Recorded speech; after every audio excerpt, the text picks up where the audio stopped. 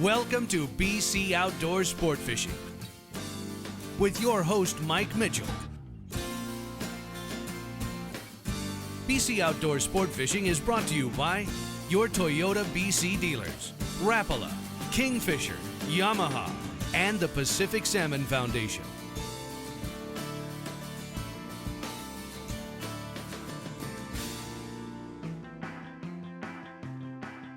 Welcome everybody to BC Outdoor Sport Fishing. I'm your host, Mike Mitchell. Today we're fishing with Brian Chan from Freshwater Fishery Society. Brian, welcome to the show. Yep, good to see you again, Mike. Of course, we're up here at a little bit of a different backdrop. Normally we're at a lake or a river or wherever, but we've chosen the backdrop to start to show up at Sun Peaks here, and we're going to be fishing down in one of your favorite lakes. Yeah, we're going to stay the night here, beautiful spot, and then head down to Heffley, about 15 minutes down the road, or about 40-minute drive from downtown Kamloops. Good. What can we expect today? Well, it's late spring, definitely almost early summer with the weather we've been having. So we're going to be seeing some, maybe some mayflies, some damsels, maybe caddis, Good. dragonflies, and if we're lucky, we'll see an afternoon chironomid hatch. You've been spending a lot of time on the water lately? I've been on Heffley a fair bit, and it's been pretty generous. So we're looking forward to you having to handle a net, and I'll land your fish. I was going to say, how's your net skills? Things are going to change this year. Okay. I'm not netting your fish, by the way. I'm just going to hit them off with the net. I've learned that lesson now. Yeah, we'll see. All right, let's go get the list. Sounds good. All right.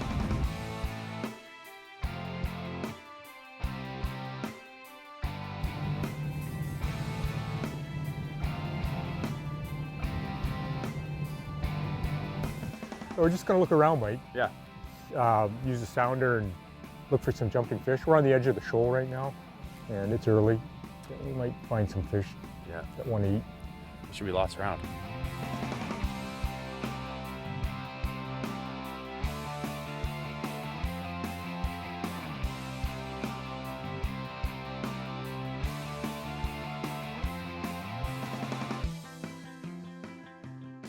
What'd you get them on? Oh, this is interesting. Caddis pupa. Ah, okay. Yeah. Great. You hooked that guy right in the shallows too. Oh yeah. Oh, we got him. That was quick. That's cool. So you know what the neat thing about this fish is? Yeah. No indicator. Yeah. Excellent. Pretty cool, eh? That's different. So this is, we're early summer's conditions on Heffley today. So I was expecting to see damsels or caddis. Yep. Or maize, and that was it's the first flip onto the shallow water with the caddis pupa. So that's cool. That's excellent. So we'll do a throw pump on him, but if the fish is eating big caddis pupa, we're probably not going to get him in here, but it's a fish. Yeah, no, that's great. Let's see that thing. So a little green number 10 2X caddis pupa. That's interesting. Excellent. Yeah. So now we have decisions to make here. Yep. Well, this is the time of year when there's a lot of different stuff coming off. Yeah. And, we still might see some chironomids today, but chances are let's hope not. It's going to be other stuff. Yeah, that'd be kind of neat. Yeah, it's empty. That fish is totally empty, but it's a nice rainbow. Beautiful. What strain is that, Brian? That's a Panask. So this fish was stocked probably last spring. Okay. And it's grown that much. Wow. Stocked as a yearling. So how big would that have been? When it was stocked? Yeah. 2.5 inches. Wow. Yeah. Healthy. So. Good. Well, that's a good start. Well, good start to the fish catching of the day. Yeah, it's totally empty. But it's early in the day. Yeah. So what are you thinking here? Well, definitely, getting at fish on the first cast. Yeah. I think we need to switch things up, and this is the dragonfly season too. And okay. Those fish are going to be looking for dragonfly nymphs. We're at the right time of year, so I'm thinking I'll stick with the caddis pupa on the intermediate, and you should put on like a type 3 with a camel or a clear. Yeah, clear. Just get her down. We need to get those dragonfly nymphs right on the bottom. Let's put a nymph on.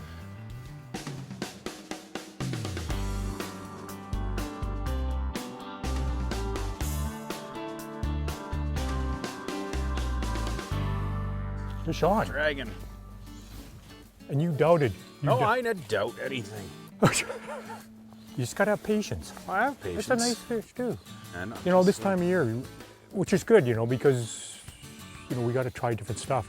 You have to be willing to try different stuff when you get into a non-hatch situation, and that's what we got right now. Yeah, I'm just gonna get all this line out of the way. This is great. This is it's not a huge fish, but no, but fight.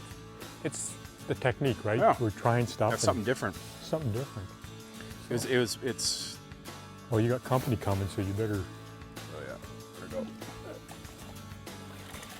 What Look a at chunk. him right here. It's coming right. Brian, look out. Look at him underneath the water here. Yeah. Look at him right there, Brian. Right there. You know. Right at the net. He's underneath the boat, eh? Yeah. Oh, there he is, swimming behind the boat. Don't let him go. So look at that. Upside. Even the dragonfly nymph's upside down in the corner. So is that a red butt drag? Look at that loon swimming. He's just circling. It's a mud dweller. It's a little abulidae mud dweller that we're Yeah. imitating. Little guy there. Deer hair. That's the trick, though. Okay, hold on. Just gonna have a quick look. This is a really. Don't let him go for a while. No. Just keep him in the net till this loon gets out of here. Well, this guy's full of zooplankton. Let's have a quick look at him, though. Sure. I'm not ignoring you. That's it. Just getting my line back out. So, Mike, we got a loon here. So where'd he go? He's right out in front of us there. Yeah, if you let the fish go right now, He's because done. it's tired, that loon will get him. Yeah, sorry. We don't want this fish to Well, get taken. he's in right? the aquarium right now, so. Oh, he's over There there. he is. Okay, yeah, we're fine now. Have one quick look at him for you. There you go. Look how chunky that fish is. Awesome. Yeah. Good. There's more BC Outdoors sport fishing right after this break. Closed captioning is provided by Ace Line Hauler, the only prawn trap puller built West Coast tough.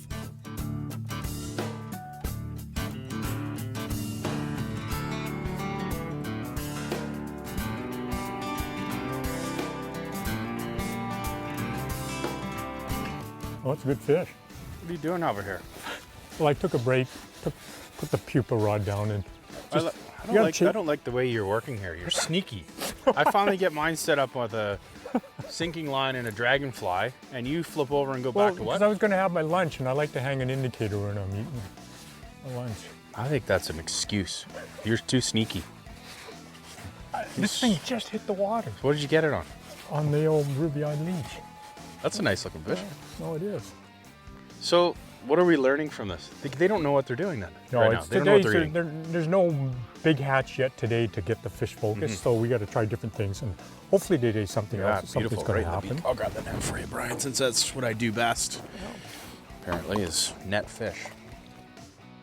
So Heffley Lake in general is what goes on here at Heffley Lake? What opportunities do the anglers have? You know, aside from the anglers, but so I want to bring my family up and camp here. What do we do? Well, certainly Heffley Lake is open year-round to fishing. Yep. And because it's so close to Sun Peaks, you know, it's a great destination lake to bring the family. It's also got a provincial recreation site on it, and there's numerous other provincial recreation sites on other lakes in the area, such as Knuff and Community. Okay. And a great resource for anglers and families planning their vacation is the website campingrvbc.com, where you can look at a wide variety of lakes in the area that are stocked. Yeah. So stocking information, as well as provincial recreation sites. Yeah, and the facilities and stuff. Yeah. Cool. Well, let's check this fish. I'm just gonna have a quick look at this guy. A sample. All right. So we're just gonna have a throw pump. There's not much going on there. Chunky little fish. So that tells you that fish was swimming by your line at the right time, the right Yeah. place. Much like that 10-pound rainbow you got out of Roche last year with us. So we're gonna have a quick look and see what this guy's eating. So just put some water in the vial. And, you know, there's 2 or 3 zooplankton in there, and that's it. And it's just like the other fish, the previous fish. They're just not eating yet. So it's kind of like random acts of kindness right now when you hook a fish. And hopefully something will turn on, caddis, maize, or even damsels today. And we're seeing very, very few chironomids on the water, so I know they're not hatching either. So it's kind of a transition period right now, early summer, and hopefully this fish will get interested in something. Otherwise, we'll be changing a lot of flies today. But that's why they call it fishing. Learning with the pros. Brought to you by your Toyota BC dealers. Being consistently successful at fly fishing in still waters means the angler has to have a thorough understanding of where the fish live in the lake. That means knowing the shallow water or the shoal area of the lake, slowly dropping off to the edge of the drop-off and then into the deep water zone. Where the fish spend 99% of their time feeding is from the edge of the drop-off towards the shallow water. So we're talking about water at the edge of the drop-off, 18 to 25 feet in depth, and shallower right into 3 and 4 feet of water, depending on the season of the year. Of course, early in the spring, the water temperatures are cool. Fish will be in the very shallow water. And then late in the fall, when the water temperature is cool, the fish will come back to the shallow water. During the summer months, the warm summer months, the fish will migrate off the shoal into the edges of the drop-off and to the deep water zone. But for when fly fishing is the best, which is spring into fall, you need to concentrate on that shoal 5 to 15, 20 feet in depth. That's the key to being successful on lakes. That's where the food is, that's where the vegetation is, that's where the invertebrates and the insects live, and that's where the trout are going to feed. For this, Learning with the Pro Tip and others, visit www.bcoutdoorsmagazine.com.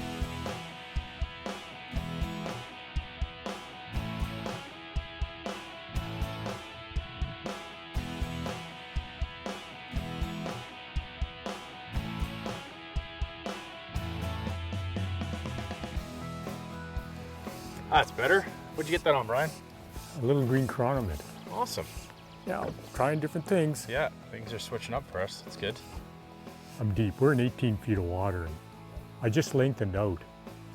But this one might tell us something. Yeah, exactly. That's the key to this that's the key to the stillwater fishery is every fish can tell you something, right? When you do the proper throat sampling, if there's something in there, you know and you hope to find something. Yep. I mean, the worst thing is, like we've done all morning, is nothing. That's why this is the fourth fish we've caught on the 4th different fly. That's right. So there's no consistency yet, right? Well, it's not that small. Oh, it's a good fish. Nothing wrong with that at all. All right. Okay, there you go. And of course, these beautiful nets float. I'm going to step back so the boat doesn't. Get this guy unhooked first. See the chronomid upside down? Perfect. Where it's supposed to be. And then. How old is that fish, Brian? 2 years old. Yeah. Another Penasque, right? Yep. Well, he's got something in there, but so I already let this fish go. And there it goes. Now look. Oh. There we go. See? We got some chronomids. That's happy time now. Yeah, we got some chronomids. So that's great. At least that fish is eating.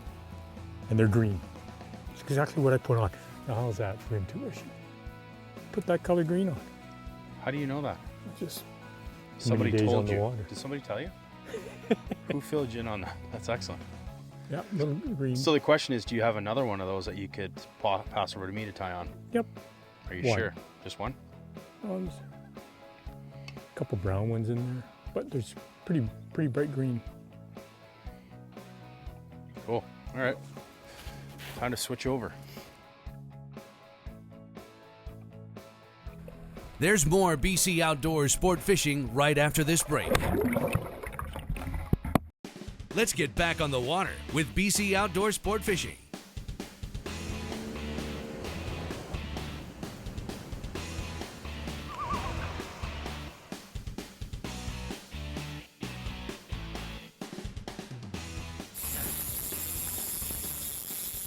Oh yeah. Nice one, Brian. Yeah, good fish. Just missed one earlier. I just missed one. I didn't hope you weren't going to notice that. I did. Oh, there we go. That's a good fish. That's good. That's fish. what we've been waiting for. Oh, I knew we'd get something today. Yeah. And what did you get this on? A little brown chronomid that we were fishing earlier. Okay. Of course, I'm now known as Net Boy every time I'm with you. It's fine. All right. I'm not going to guarantee I'm going to get him in. I might knock him off with a net, though. I think that's going to be the challenge today. It's a chunk. Yeah, it's a beautiful fish. It's a well-conditioned fish. Yeah, this is what they used to call the Kamloops rainbow trout, right? This is what we're looking for. But, it's a chunk. That is a pretty fish. That's gorgeous. There you go. Oh, yeah. Again, look at that technique. Perfect, typical chronomid take. Just in the beak. Down in the beak. Yeah. Well, take a look at this guy. This is a beautiful Heffley fish. Now you can see chronomids upside down, right in the tip there. Barbless hook falls out really easy. Yeah, a nice Penasque fish, How old do you think that is? 3-year-old fish. Yeah.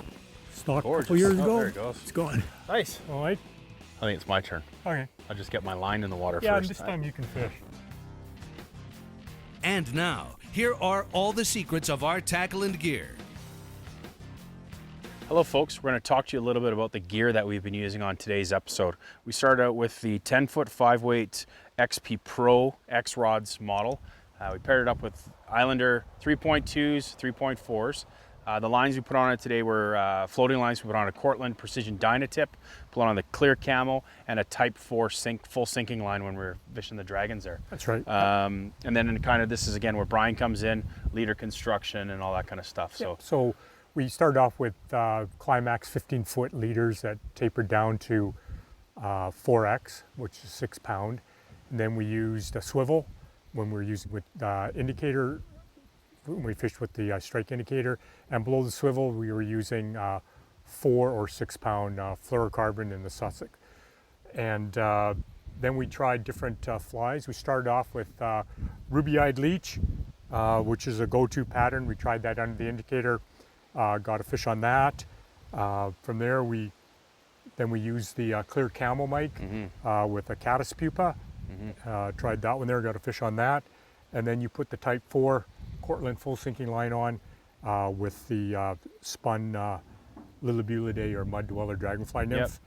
And then we finally, once we got dialed in on the fish, we did the throat pumps and we fished with the indicators and the swivel technique using a bright green number 14 chironomid pupa. And then we got the nicest fish at the end of the day on a number 14 2X brown chironomid pupa. Yeah, and again, the biggest thing we learned today was we threw everything at him, basically everything but the kitchen sink, and it was just about changing up and learn a bit about the lake, and that really helped us, right? Yeah, we're in a transition time of the year. Some hatches ending, some starting, so you got to be willing to change a lot of flies. Awesome. Folks, stay tuned. We're going to show you a list here, and you can take some notes and get some of the gear and equipment we've been using and help you get successful in the water as well.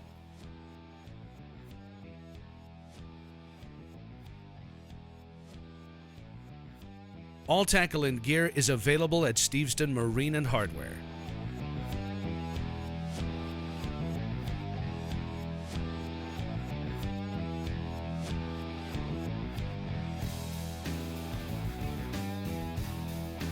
Fish on! All right. That's a nice fish. So the Freshwater Fisheries Society obviously stocks this lake. Yeah. And so, you know, easiest way to tell whether or not it's a stocked fish or a native fish is how? Well, usually they're diploid Penasque that are stocked in this lake, so you typically don't have a lot of spots on them. Okay. And the ones that are wild that come out of the natural spawning in the creek typically have more spots. Yeah, okay. I'll get the net on this one because this is a good fish, Brian. And then, so how many fish a year does the society stock in this lake? So Heffley only gets about 15,000 yearlings a year. Okay. So there's a fair bit of natural recruitment. Yep. It's kind of nice too. But again, the fish that are put in here is your license dollars at work. Absolutely. And that's the biggest thing, right? This is what's paying for them is this is great. Your license. When you buy your license, 46% or so of your license fee goes towards the operation of the five provincial hatcheries. Perfect. That the society runs. Yeah, and again, those hatcheries are a vital part of the urban fishery that goes on, and obviously down Lower Mainland and other urban centers. But you know, as well as these other stocked lakes that we get a chance to go and fish. That's right. Yeah. And which makes it a lot better for trophy fish, but also for the average guy and the beginners, because they can go into certain lakes that have bigger, higher catch rates and higher stocking rates, and they can go in and be successful and get into the sport more easier, right? So that's what it's all about. Yeah, that's great. Let's have a look at this fish. This fish is a loon has had this fish. Oh boy! In his mouth. Oh, look at that! You can see the marks. You can see the slash marks. There's the chironomid. And that just goes to show that, you know, with the catch and release fishery, you know, people are like, well, if you catch a fish once, they're never going to bite again. Look at the stress that this fish has been through with the Yeah. loon, and it's still biting. See the mark? You can see the loon beak. No, and this is a fish is in great shape. Yeah, There it is. great fighting fish. Nice rainbow, but you can definitely see the loon's had a Yeah. grasp on him. Yeah. So let that guy go. Hang Nice on. fish. Good job, Brian.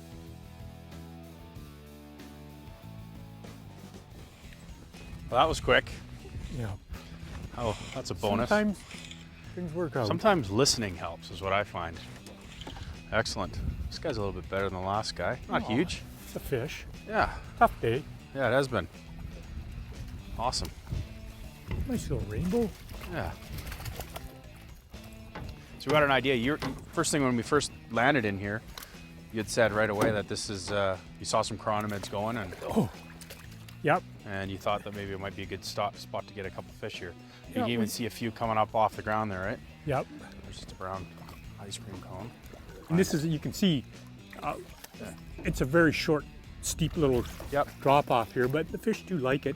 Yep. And they'll cruise back and forth, and I might get this fish out. Pop that guy out there. How's the water temperature, by the way? Oh, it's beautiful. But there she goes. Good little fish. Little rainbow. Nice, not huge, but No, nice fight on a 5-weight for sure.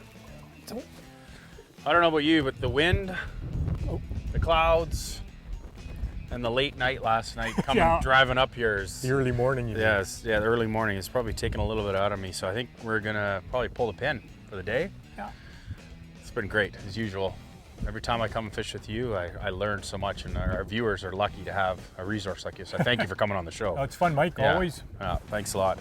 And we'll do it again. Yeah, for sure. absolutely. We'll shoot something different maybe. Yeah. Put some terminal gear in your hand again and see how that works. I'm shaking. Good. And thank you, viewers, for joining us today on BC Outdoor Sport Fishing TV. We look forward to having you join us again soon. BC Outdoor Sport Fishing has been made possible by your Toyota BC dealers. Rapala, crafted from experience. Yamaha, what kind of Yamaha are you? Kingfisher, fish the good time. The Pacific Salmon Foundation, bringing them back stream by stream. Along with The first question comes from Ken Grant. Brian, I'll let you answer this one. Is what type of habitat is required to sustain both eastern brook trout and rainbows in the same body of water? Basically, rainbows and brookies will coexist in the same types of lakes, but brook trout do prefer more structure in the lake. So if you think about some of the brook trout lakes that we have, both brookies and rainbows, Yep. a lot of structure, logs in the water, Yep. rocky outcrops. Yeah. They seem to like that more, but they'll both coexist in the same place. Good. And viewers, if you got questions too, make sure you send it in. Check out our Facebook, Twitter page. Get a hold of us via whatever, YouTube as well. And we look forward to answering your questions in the future.